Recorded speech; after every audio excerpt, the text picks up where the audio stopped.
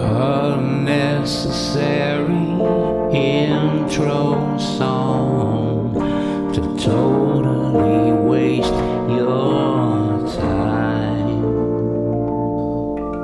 So I'm halfway finished watching All the President's Men, which is a 6-part documentary made by Oliver Stone's son, Sean Stone. And it's on Tucker Carlson's network.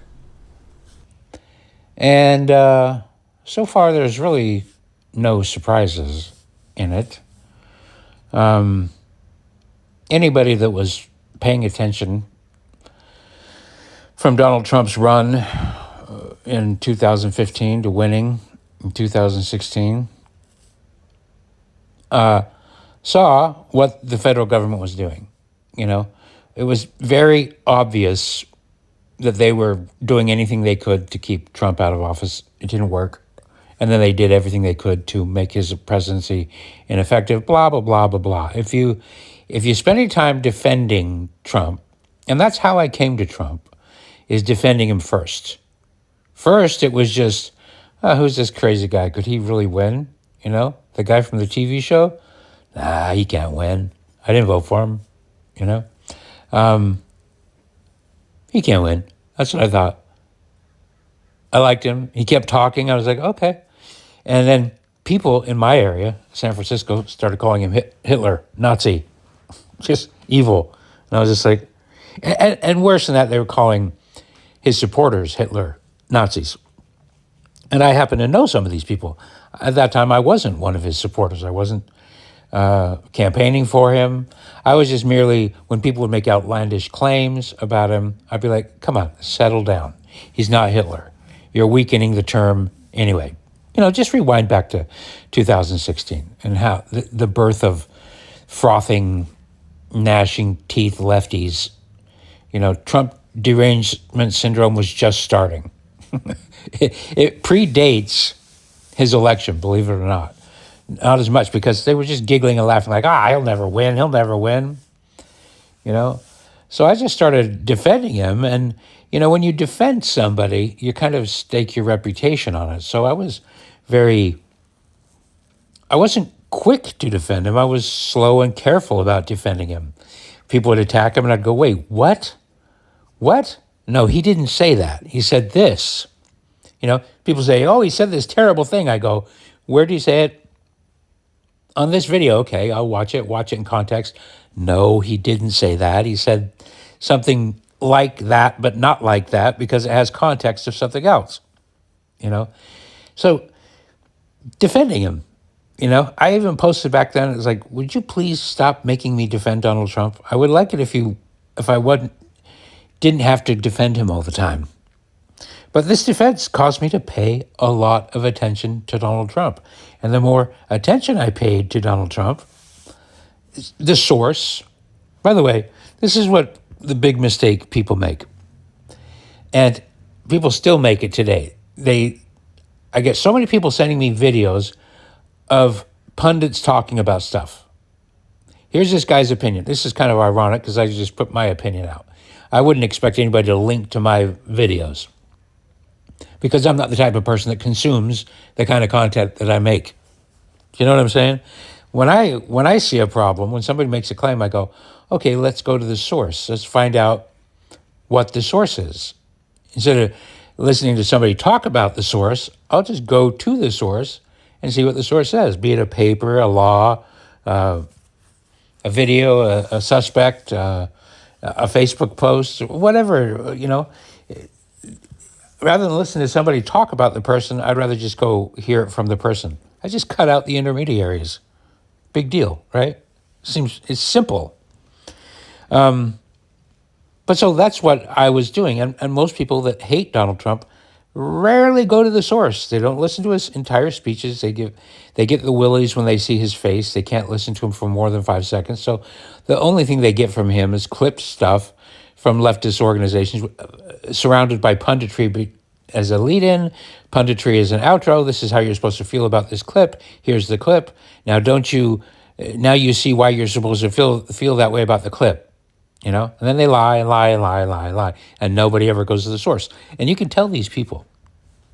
When you start to talk to these people, you can very quickly determine who has looked at the evidence, the source material, and who has listened to the spin, the pundits, the talking heads, the journalists, you know, the opinion machines. Who has listened to those and who's gone and looked at the evidence? You can tell really quick. And that's right or left. When I meet people that are so allegedly aligned with me, I can very quickly tell who's just listening to Tucker, who's just listening to the pundits, and who's going to the source, who's reading the court transcripts, who's reading the laws, who's following the Supreme Court. You can tell very quickly. And it gets frustrating talking to people who are not talking about source material. But anyway, that's a long preface to say that while studying source material, that's when I started becoming from just defending to Donald Trump to going, wow, this guy's saying all the shit that I've been saying for years. He has a lot of the same ideas that I do. Not all, but a lot of the same ideas. And so I became a supporter, Took me a while to come out of the closet, sad to say. But it wasn't just because I was afraid. I wasn't afraid of getting canceled here in San Francisco. Lord knows I've been canceled anyway. But I was cautious, I was like, I don't want to say something and then regret it later that I was wrong. So it took a while until I realized, no, he's not the guy that they say at all. Not even close. And then I started becoming a Donald Trump supporter, and then all hell broke loose.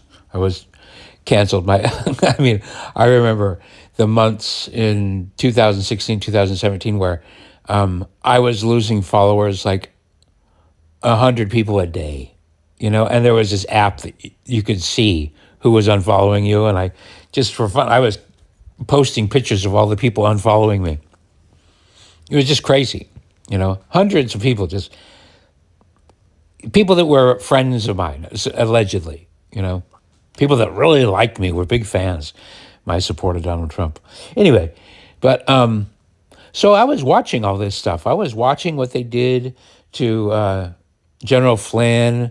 I wasn't really watching about Papadopoulos, though. Papadopoulos, this 6-part series by Sean Stone goes through the key players around Trump and how the FBI, utilizing all other foreign intelligence agencies, at the direction of Obama, basically destroyed everybody around Trump.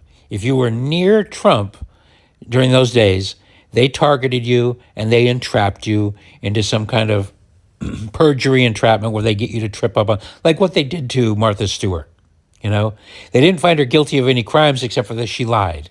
And that's the trick. That's why they have a 98% conviction rate, is if they can't get you on the crime, they'll just get you tripped up on the words, and then they'll say you lied to them about something.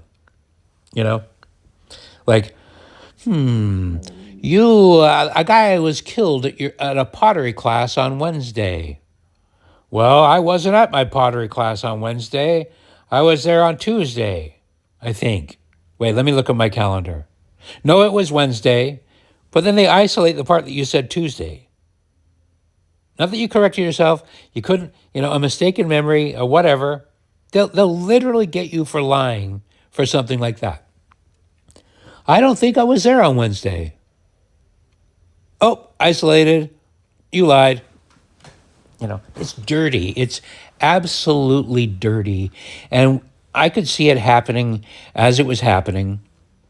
But I still had friends back then. I still had activities. I didn't have the time to go deep dive on anything. I was still living a social life back then. I had this little church group going called the 3 question marks thing. And so I was still trying to get along with people, believe it or not. But anyway, so this documentary I'm watching, and I'm halfway through. I just got finished with General Flynn's episode. They start with Papadopoulos, then they go to The General Fund next? No, what was the second one?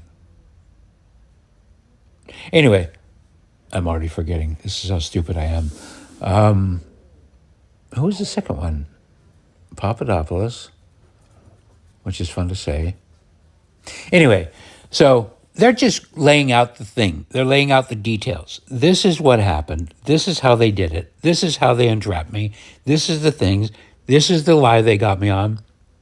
This is how the media spun it. And XYZ. And it's all just like, oh man, just seeing the dirty details, how the sausage is actually made is quite revealing. You know, it's just like, ugh.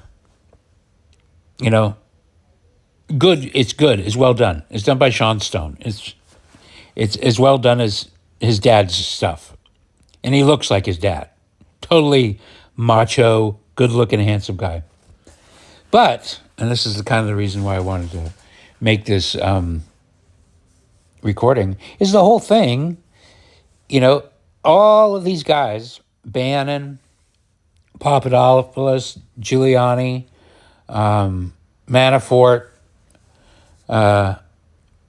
Kash Patel, all of these guys that they tried to trip up, all the people surrounding him, it was all about Russia, Russia, Russia.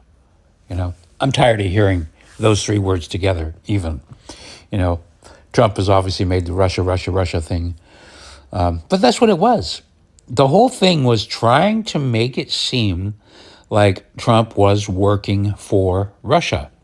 You know, that they're using all the foreign intelligence. They made up all these different things. But, okay, what's interesting about this 6-part documentary is the producers are mostly Russian. Okay? They're mostly Russian, you know? And you got to sit there and you go, wait a minute. Okay, this is interesting, you know?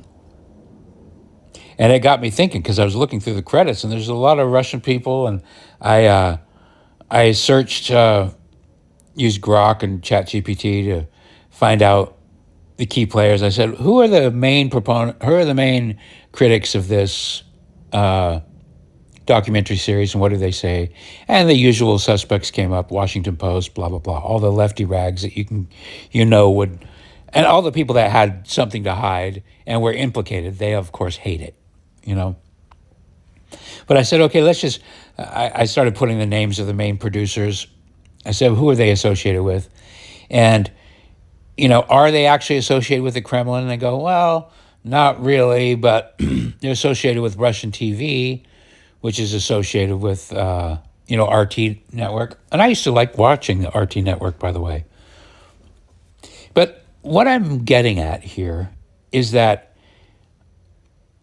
why am I even worried about that? Like, that's what's interesting to me. What's interesting to me is the fact that my conditioning, I've never been to Russia. I have Russian friends. I've liked my Russian friends, not all of them, but most of them I've liked. One of my favorite people lives in Russia today, you know.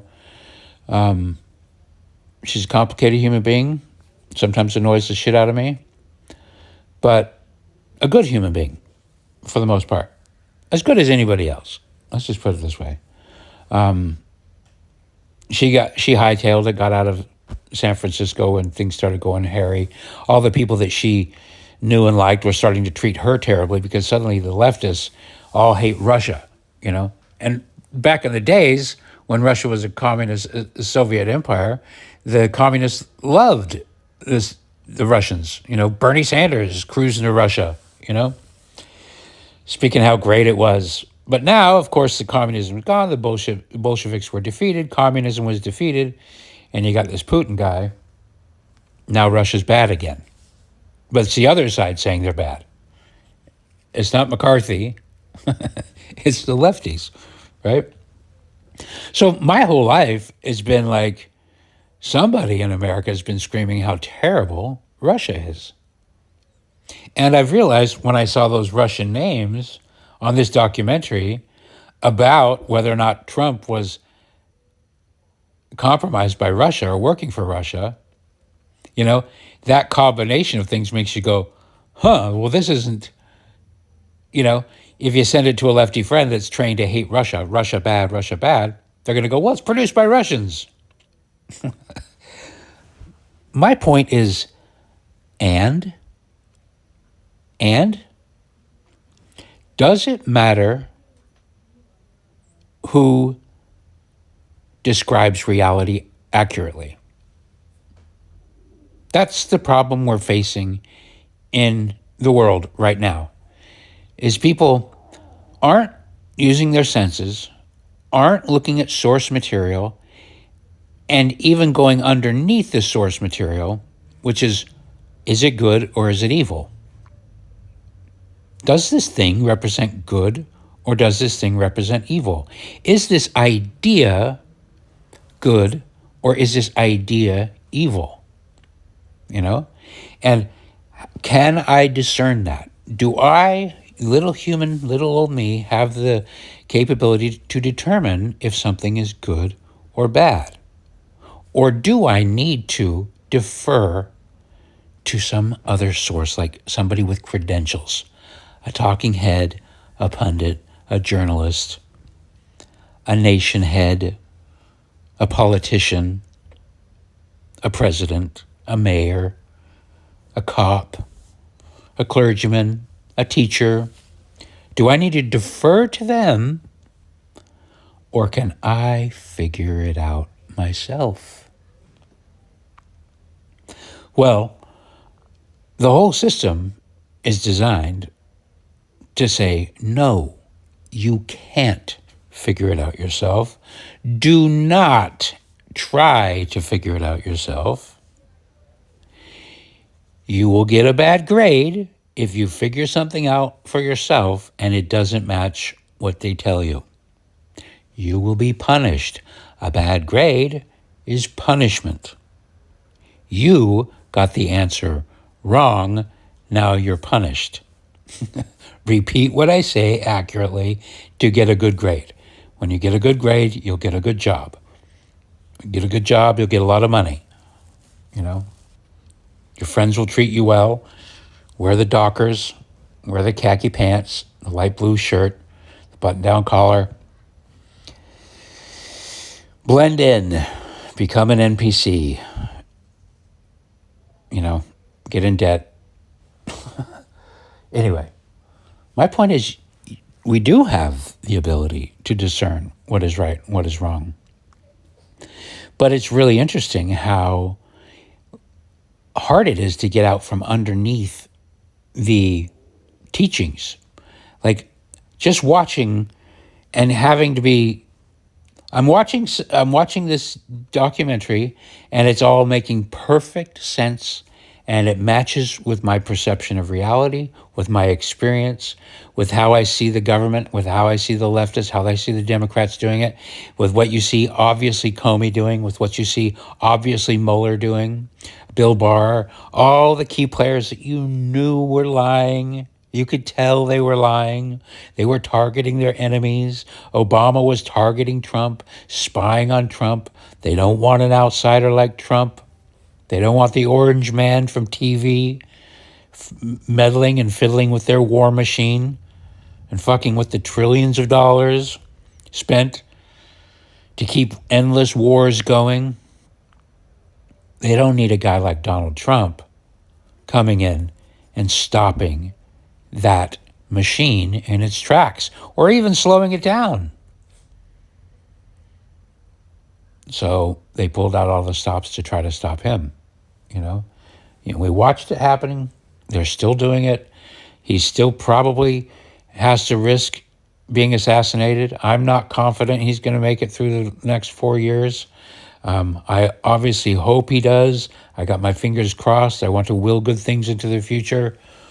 But the way the left is acting like a cornered animal right now, I don't know. I think it's safe to prepare yourself for some really crazy shit.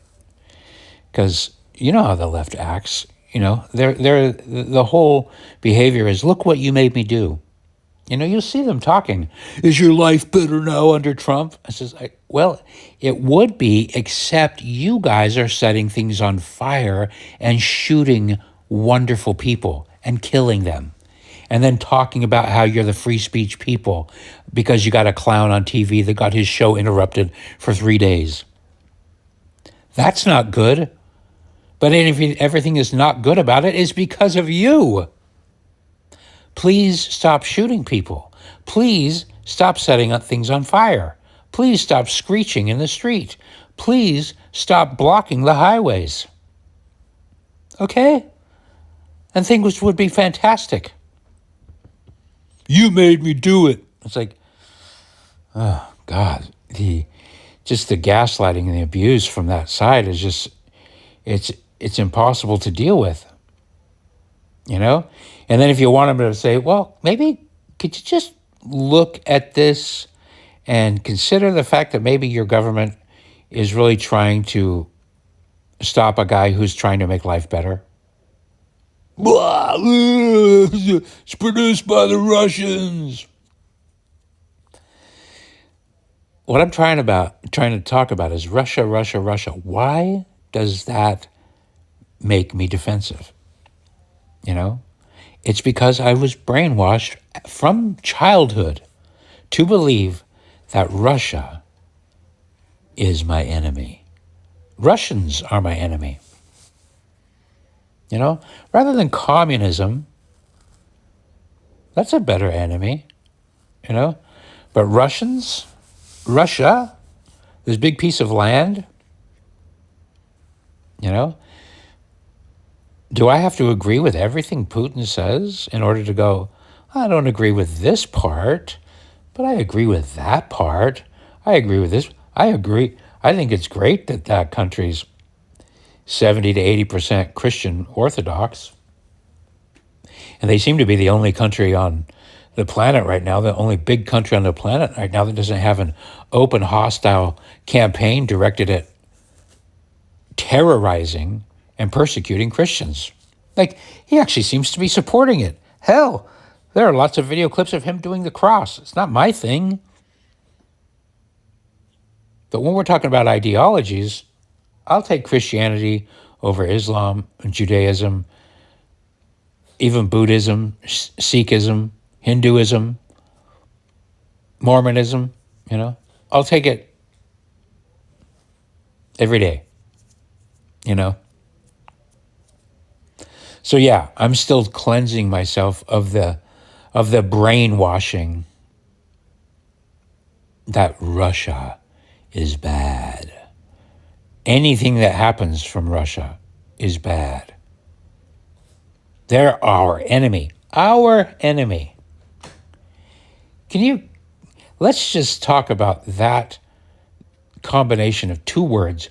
Our enemy. Our who?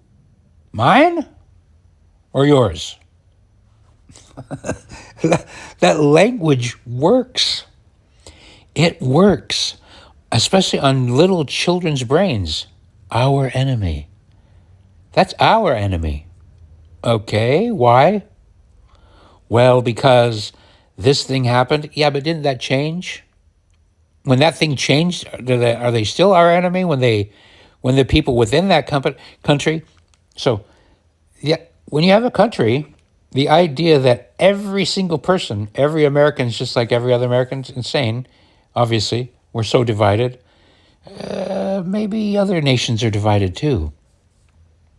Maybe every nation that you can look at is divided to some degree.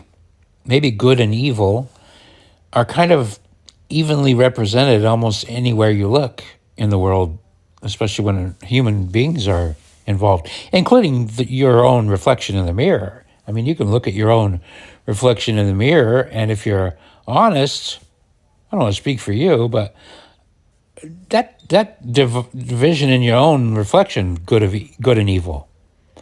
I mean, hopefully you err towards good, but it's pretty fair to say that a lot of times it's 50-50. Because anytime you approach a subject that's, I can do the good thing or I can do the evil thing. Slightly good, slightly evil. You're on one side or the other. So that kind of exists everywhere.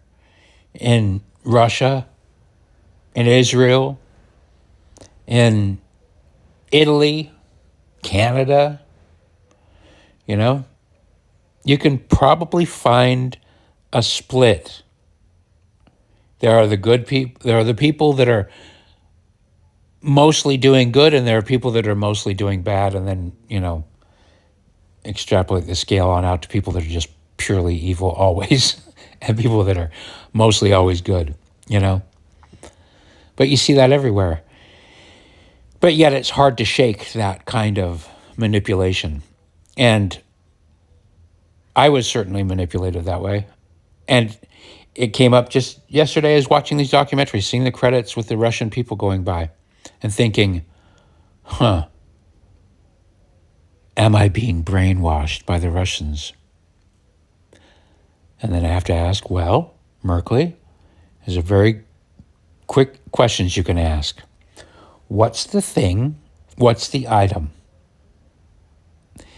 Is it true or is it false? Have you observed it with your own eyes? Does it match your experience in the world? Yes or no? Are Americans anti-American? Are there people in America that are actively working against America? Does that match your experience, Merkley? Why, yes, it does. In fact, there's a story I can tell you about one of the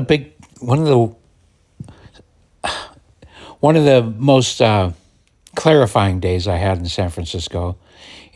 First of all, I moved down here and it wasn't like, oh, yay, I'm in the land of the misfits. No, it was right away I discovered that I was immediately confronted with, you're an evil white landlord, blah, blah, blah. And I was immediately tested about property laws and basic fundamental concepts of libertarianism and, property ownership. And so my first 2 years down here were just fighting and just like, I just can't stand these people, these liberals. Literally, I was going to protests with counter protests, march against landlords, and I'd go fight with people, not physically, but argue with people, So I made a decision after my first 2 years. I thought, I can't do this any longer. I can't go around not liking these people like this. So I made a commitment to stop reading the local papers, The Guardian, the SF Weekly. I just stopped reading them because that's where I was getting so annoyed with these leftist communist politics, So I stopped reading them and I started getting along better with people, But I remember I started making this group of friends and they seemed like nice people, right? And fast forward 8 years, because I moved here in like 1999. 8 years. When did Obama win? 2008. And I'm an idiot. I voted for Obama because I thought, oh, okay, I like what he's saying about. He was actually saying a lot of Trumpy type shit, getting rid of the NSA, getting rid of the spying, getting rid of Guantanamo. I thought, okay, cool. But mainly, I was voting for the black guy, let's be honest. I was trying to say, great, this will be finally get rid of that racism, that this argument that America is racist, that will be over, because we'll have a black president and nobody can use that argument ever again. So here you go. And I voted for Obama, And I felt pretty good about it. First time I ever got along with people, it's just like, okay, yay, okay. But I was also just kind of like not happy for the same reasons they were happy. Let's just put it that way. Anyway, 4th of July. This is a story that really was eye-opening for me. 4th of July, I had this group of friends. They all seemed super nice. And I thought, okay, 4th of July is fun, fireworks and everything. And I put on some red, white, and blue clothes, got in the spirit of the thing, invited to a party, a backyard party. And I got to the backyard party, had a drink or two, and these people were burning flags, American flags, you know? And they were literally just having this sarcastic 4th of July party, like, let's celebrate the 4th of July because we hate America. And America is such a terror, all the typical left-wing things, founded on slavery, founded on this, blah, blah, blah, stolen land. And I was just like, I can't stand these people. What am I doing here? It was just like this dark moment. I thought, these people have no gratitude. These people have great jobs. They're living the life on some of the most beautiful land in the world, in America. And they're taking the moment, a day where we could all say, hey, we're grateful for, these principles laid out in the Constitution. And instead, it was just this sarcastic, dark, evil thing. So that's a long way of answering that question. Do Americans hate America? Yes. Most of the people around me here in San Francisco hate America. They're ashamed of it. They don't like it. They think it's evil. They have this utopian view of international communism.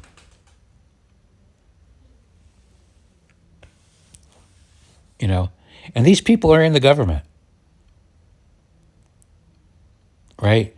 These people aren't just a bunch of bums.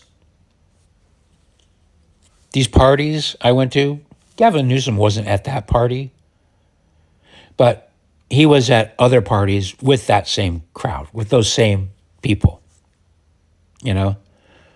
That group, these anti-American, hateful, flag-burning people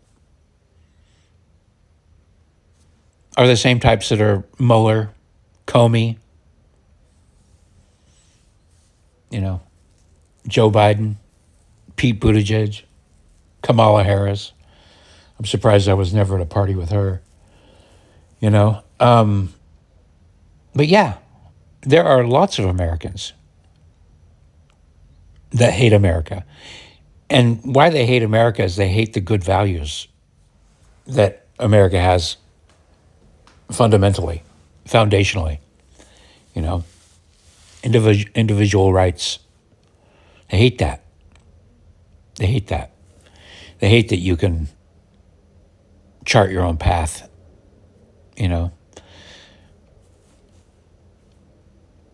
open your own company, make it grow if you want to. They don't like that. They don't like it. They don't like your choice at all. No, You can be a freak. You can walk around with your dick out, chop it off, put, piercings through it, gauges. And by the way, I didn't hang out with those people as much. Believe it or not, most of the people I hung out with in San Francisco weren't colored hair. I had some of those, but most of them weren't. Most of them were kind of like creatives, tech adjacent, artists, some of them. Anyway, I had my foot in all different kinds of scenes, but there wasn't anybody I met in San Francisco. In the 30 years that I've been here, I never met anybody who had basic, fundamental, core, conservative American values. Granted, that's my own fault for hanging out with who I hung out with. I know there are a few in this city. But I never met anybody that loved this country. And I could say that most of them, through omission, are all about the destruction of this country and American values and family values, core Christian values, and that's sad. So one of the only people I did meet that had values was my Russian friend who made a good effort to get me to go to a Russian Orthodox church. I think she was the only person I ever met in all of San Francisco, all of my time in San Francisco, that actually made an effort to convince me to go to church and go back to church. Who wasn't a Mormon from Utah. In fact, Mormons gave up on me a long time ago. None of them were trying to get me back into the church. But isn't that funny? And she got so dismayed with the Bay Area and America over the last decade that she went back to Russia. I mean, there were a couple of other people that were kind of conservative, that I didn't really know, but they hightailed it out of San Francisco too. And I don't really respect that, by the way. I don't respect the retreat. It's just like good people always retreating just leaves a vacuum to be filled by bad people. So maybe don't retreat. Maybe advance. How about that? Anyway, Russia. I am done pretending like Russia or Russian people are my enemy. And I'm going to make a concerted effort to not have that reaction when I see a Russian name in the credits of a documentary that's well made and seemingly truthful. Because truth isn't dependent on a source. It is impervious to the stink of a source. And you name a bad person, if they say something true, it's true regardless. And the truth has value, always. Anyway, that's all for now. Thanks for listening. Unnecessary outro song to totally waste more